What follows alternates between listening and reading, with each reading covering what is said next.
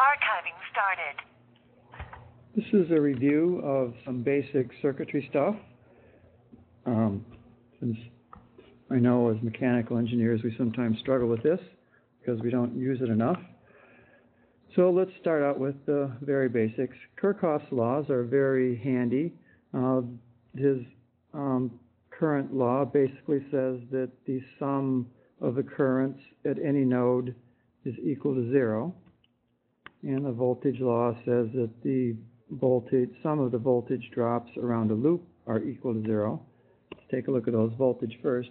So here I have a loop starting with this voltage source around here through a resistor around. And basically what we're saying is that the sum of the voltage drops, or voltage changes, ES plus VR equals 0. And essentially what I'm saying here, it is VS equals minus VR. Pretty straightforward. And typically what we'll do for sign conventions, if we say that it's saying that the voltage here is decreasing, so if we want to express that voltage drop in a positive way, we'll just say that VS equals VR, and we got to be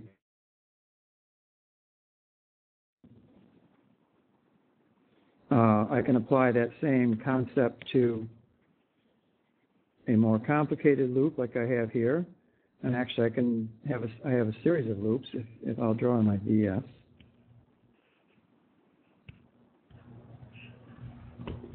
I have a loop that goes like this, and the sum of the voltages going around that loop is equal to 0. I have a loop that goes like this. Some of the voltages around that loop are all 0. And I have a loop that looks like this. Oops, meant to change colors. Oh well. Some of the voltage drops across that loop are equal to 0. If we look at just the inner blue loop, now I'll change the colors, just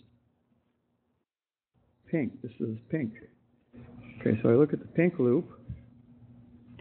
I can say that VR plus VC, the voltage drop across this capacitor, that's equals 0. So VR equals minus VC. And if I look at the way I've drawn the currents, I'm going kind of backwards through this resistor here. So again, it's that sign convention thing. What it's really telling me is that the voltage drop across this resistor is the same as the voltage drop across that capacitor. Okay?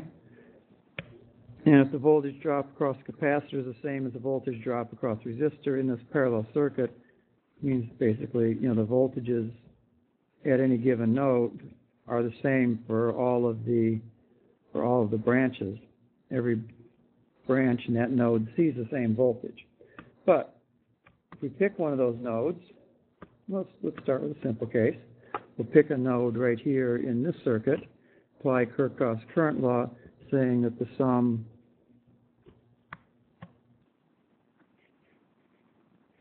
of the currents equals 0. So if this is I, and we'll call this IR, I plus IR equals 0. So I negative IR. So the current flowing in here, I, is equal to the current flowing out there on R. And that kind of makes sense if you think of current is the flow of electrons.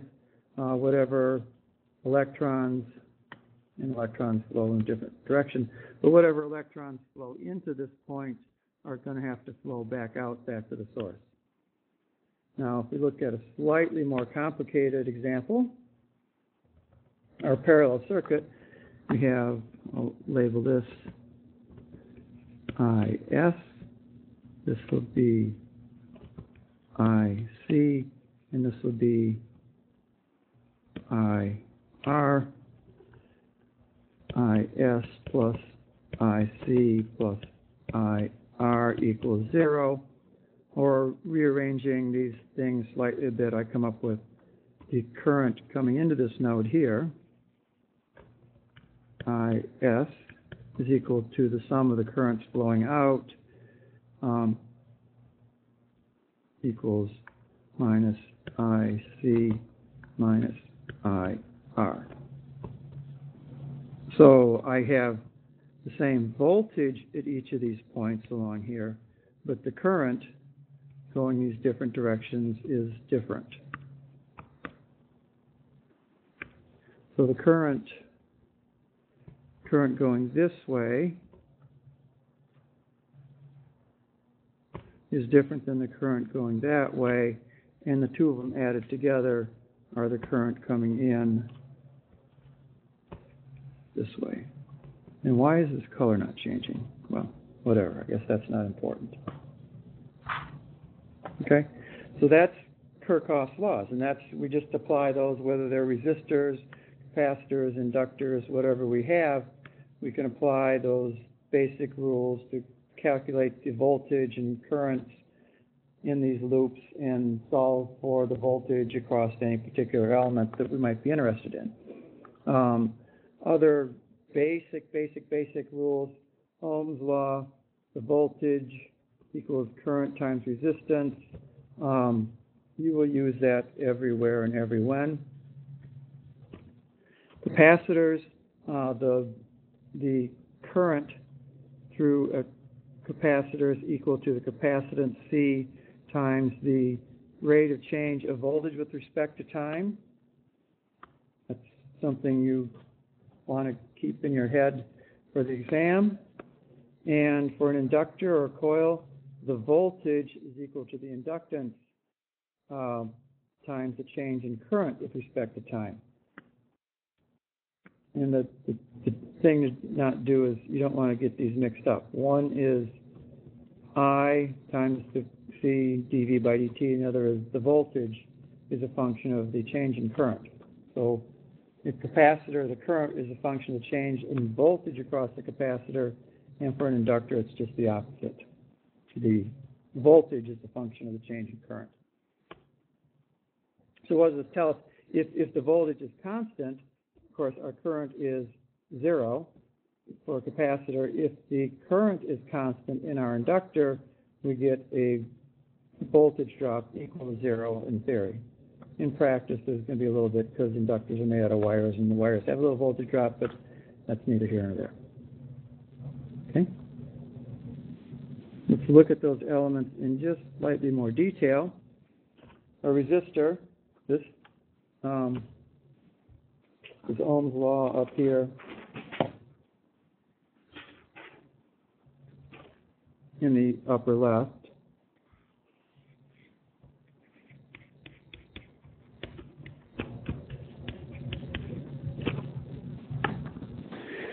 And basically the physics or geometry behind this is that if you have any conductor, or good conductor, bad conductor, or whatever, the resistance is going to increase as you make this longer. It's going to increase with a smaller area. So if I have a inductor like this and an inductor like this with the same smaller cross-sectional area, this is the higher resistance.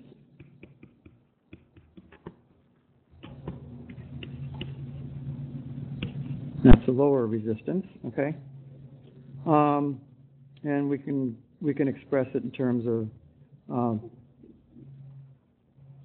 sigma here, but that's probably not important for the moment. One couple things. Typically, with most materials, resistance varies with temperature, and there's usually some alpha times delta T term. That the alpha can be positive, like most metals, or it can be negative, like many semiconductors. That's something that, depending upon your circuit, may be an issue. If you're if you have a very high precision circuit and you need high precision resistance, having that change in resistance could be a problem. And then sometimes it can even be a feature to exploit. A thermistor is a device to measure temperature because the resistance changes with temperature. If you do something that measures the resistance, you get a measure of temperature. This property here, where the resistance changes with the length of a conductor, decreases the area. If I had a wire that was at a rubber band, behaved like a rubber band, right? And I stretch it, I'm increasing the length, and I'm decreasing the diameter. So as I stretch that wire, the resistance goes up for this reason, and the fact that also I'm putting a strain in that wire tends to increase the resistance as well, and that's the principle behind the strain gauge.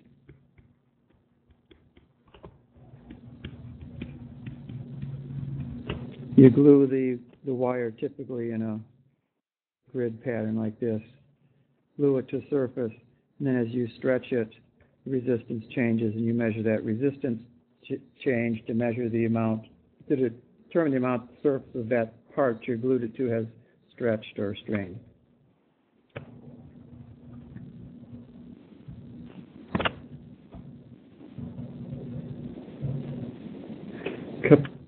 Capacitors.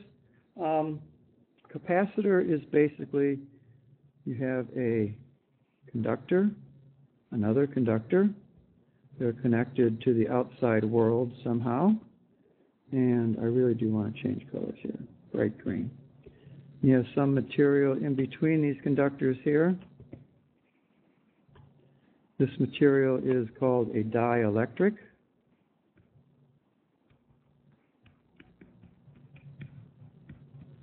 It may be a thin film of plastic. It may be a liquid. It may be air. It's anything that basically has a good insulation. And when we apply a voltage, let's say I apply V plus here, V minus here, I'm going to flow electrons in, and they'll build up on this surface, and electrons from the other side will flow out. So I'm drawing the arrows in the direction of electron flow, not the conventional current flow, which we typically draw from positive to minus, just to help confuse things here. So as those electrons flow out, they leave behind positive charges.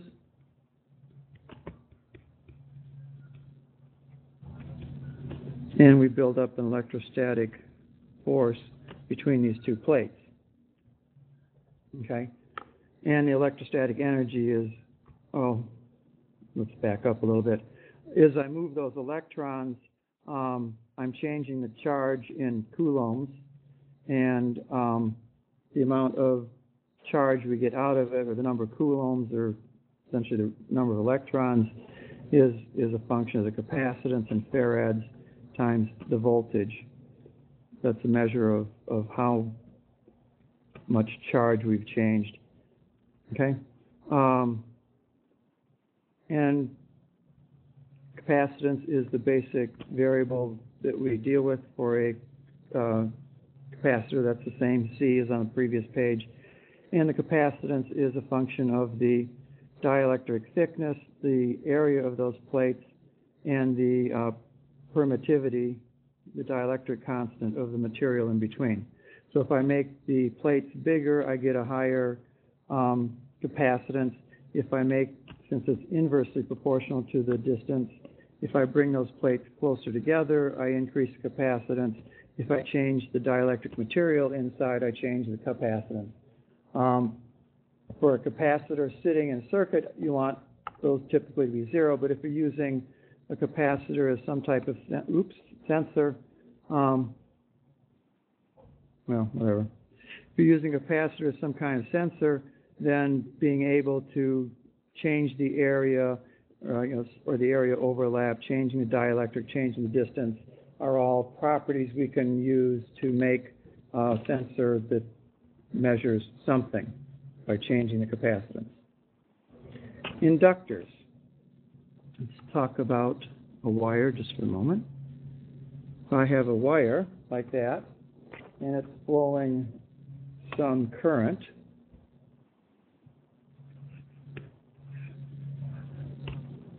I'm going to create a magnetic field around that wire. Okay?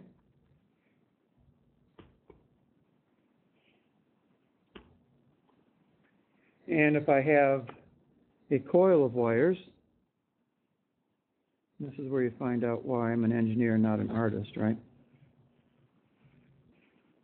These magnetic fields are all going to interact, and this magnetic field will interact with that one, that one, that one, okay? And that causes what we call inductance. Basically, we get inductors by creating a coil with some n number of turns, and if you place that in a magnetic field in Weber's flux linkage results, changing this magnetic field changes the voltage in those coils. Just as flowing a current created that voltage, when I change the magnetic field by, oops, I'm drawing this backwards. That's okay. Put arrows on the end. If I, increase the magnetic field by, let me just redraw that. Getting a mess. If I just change the magnetic field across that wire, I'm going to induce a voltage or current because of that changed magnetic field. So I have this thing where we put a current through this coil, we create this magnetic field around these, and we're storing energy in that magnetic field. And in order to do that, obviously we have you can't just flow electrons in there and create the magnetic field for nothing. It does create a voltage drop. In that formula from the other slide, voltage equals the inductance times the rate of change of current with respect to time. So the way we can probably remember which is which, inductors and capacitors,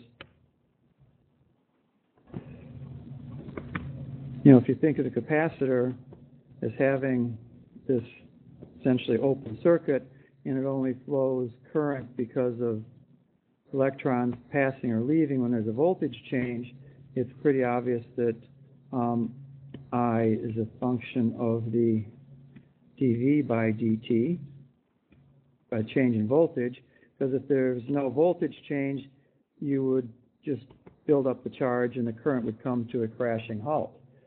Conversely, with a coil, we build this magnetic field as a function of the current builds the magnetic field, and we have to apply a voltage to get the current to flow or get the current to change against that magnetic field.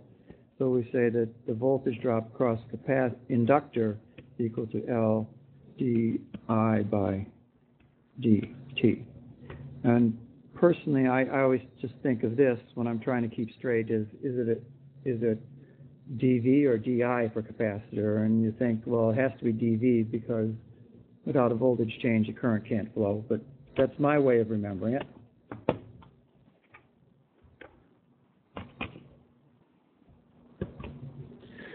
So let's apply these to a relatively straightforward circuit. Here I have just a voltage divider, and we'll assume for the moment that that there's no current flowing there on this output. So we're just observing the voltage at that point, okay, without disturbing the circuit. So we have a loop. Okay, we have some V in as our source voltage. We have a voltage across this resistor and a voltage drop across that. resistor, okay? We know the sum of the voltages.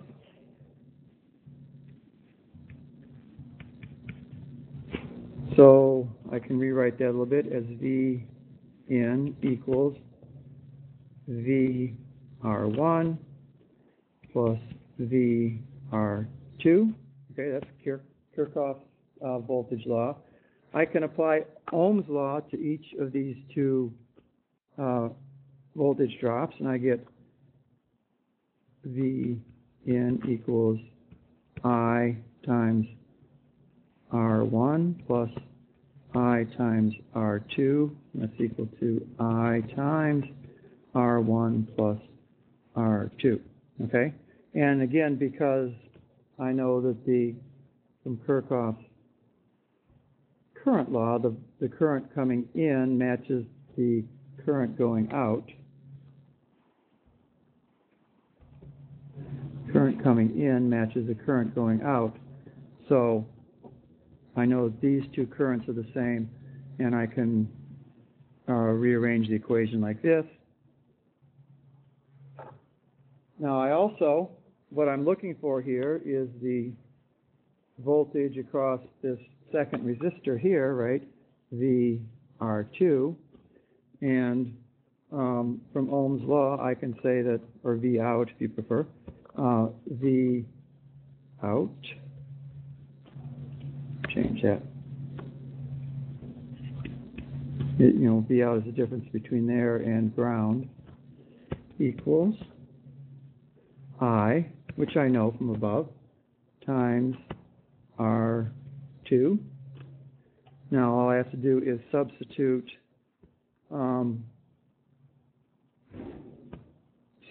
in here. Let me just rearrange this just one more time. Equals, all right, not equals. Say I, solve for I equals V in over R1 plus R2. Okay, so now I can substitute this I right into here, and I get V out equals R2 divided by R1 plus R2. And that's my basic equation for a voltage divider. You should just kind of know that. Times, I'm sorry, this important part here, times V in. Basically the ratio of this resistance to the total resistance, that's the fraction of the input voltage you're going to see at the output there, or at that center in the middle. Common voltage divider gets used a lot, good to know. Now I'm making the assumption that the current coming out here is small. If that wasn't true, if there was in fact some resistance here that was not, it was something in a range where it mattered to our circuit, then this equation gets kind of messy, but we won't go there for today.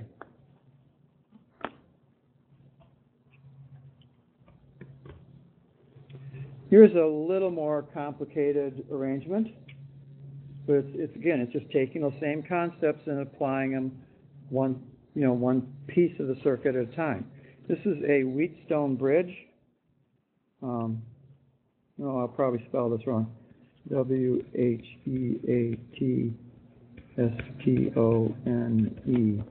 bridge. I'm pretty sure I spelled bridge correctly. So we have a voltage supply here, plus, and we'll call this 0 volts there. This is plus V. So we have a voltage loop that runs like this. We have another voltage loop that runs like this. Okay. And we know that the voltage here across here and here is equal to our Vref. Okay. And if we look at each branch of this loop, I have, if this is my output of that side, I shouldn't have scribbled over the A, should I? this is my output here. I essentially have a voltage divider between V ref and 0 and my VA here. So I can say that VA equals R1 over R1 plus R2 times V ref. Okay, that's just the same voltage divider that we did last time. Nothing special there, no need to rederive that.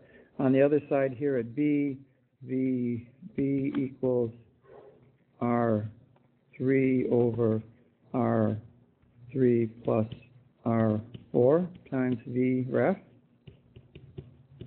Okay, I hope that's pretty straightforward to follow, that we can look at that like that. Now we know whatever current I flows through this one plus the current that flows that way, those two currents adding up will be the sum, total current there, but we don't need this for this solution. And again, like the previous example, I'm assuming that the current through this measurement here is small. It gets messy if it's not. But what I want is this load or this measurement here. This is my output. So my output is V out equals V A minus VB equals R1 over R1 plus R2 minus R3 over R3 plus R4 times V ref. And that's basically the equation for a Wheatstone bridge. We can rewrite that. A lot of times you'll see it as R1, R4 minus R2, R3, all divided by R1 plus R2, R3 plus R4 times V ref. Either one obviously works, depending on what you're trying to do with the circuit, either one you pick. But it's just taking each element, summing things up. So let's look at, these are just resistors, and that's pretty straightforward. It's algebra, right? Something a little bit different. Let's look at an RC circuit. Here, I've written down some of the equations ahead of time because you don't have to read my handwriting. So I have my voltage loop, right? And I know the sum of those voltages equals 0. So I can write it here. My source voltage equals VR plus VC. Or if I want to rearrange things a little bit, I can say that VR equals the V source minus VC. Okay? That's Kerckhoff's law. I know that the current through this loop, I, is going to be the same everywhere. The current, now I can use Ohm's law on this resistor, and I can say that I equals Vs minus Vc over R. Okay, that's applying Ohm's law to the resistor. For the capacitor, we can use our formula for capacitors. I equals C dV cross C dVc of voltage across capacitor by dt. Okay? And those two are equal to each other, so I end up with essentially this equation right here. And all I need to do at this point is rearrange it. I can solve for Vs, and Vs is equal to Rc times dV by dt times plus Vc. Actually, and I've got it rearranged differently before, probably the better way to arrange this, because if we assume, for example, that our output is the the voltage across the capacitor, which is a typical way to use this kind of circuit. I can say that VC equals V out equals VS minus R times C times dVC by dt. I guess I'm getting kind of angled there. So what does this mean in practical terms? It means that we've created a circuit that has some dynamic behavior. The behavior, the voltage that comes out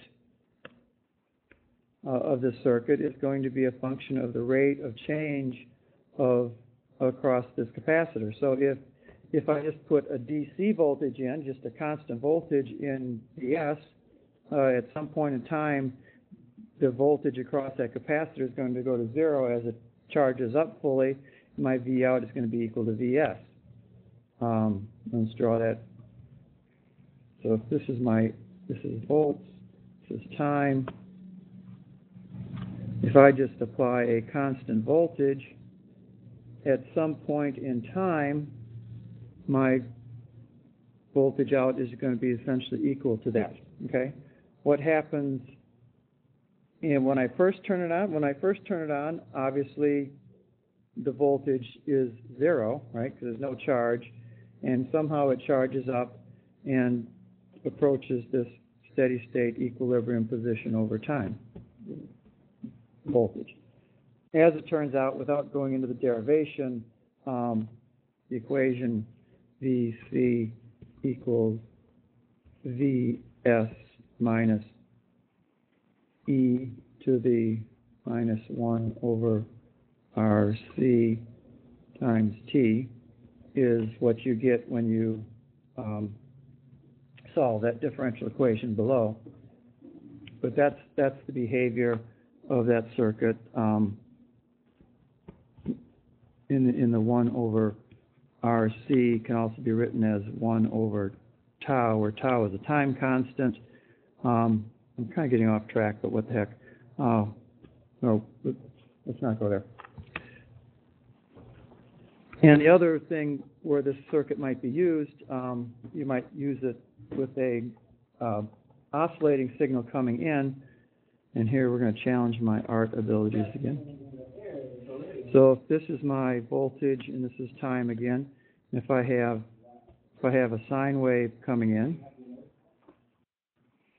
the voltage coming out is going to be also a sine wave, but it's going to be phase shifted, and the magnitude is going to change as well.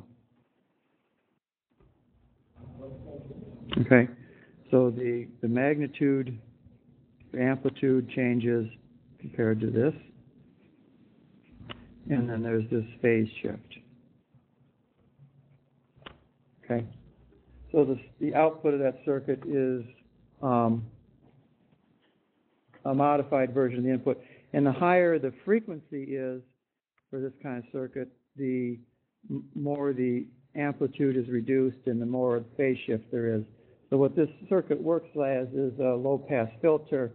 High frequencies, we said at DC, we get our output, or very low frequencies, our VC is going to be equal to VS. At very high frequencies, the output is going to approach 0. And I think that's all I'm going to cover for this. It's just very quick. It's just a matter of applying, starting with Kerckhoff's laws, applying the rules for the different elements in your circuit, and sorting out the algebra, and you can solve fairly complicated circuits. Obviously, the more elements you have and the more branches, and interconnects and things that go on, the more complicated it's going to get and, messy. But for the exam, we won't see anything that messy. Expect something at least this messy. But and some variation of that. But that's the concept, okay? Apply Kerckhoff's laws to kind of lay out these voltages, either the voltages or the nodes, apply Ohm's law or the rules for capacitors, inductors, and just sort out and solve for what you need. It's messy, but it's not it shouldn't be a big mystery. And with that, I'll break off, and when I get a chance, we'll do another video on the on more active components, semiconductors, diodes, op amps, transistors, things like that. But see you later.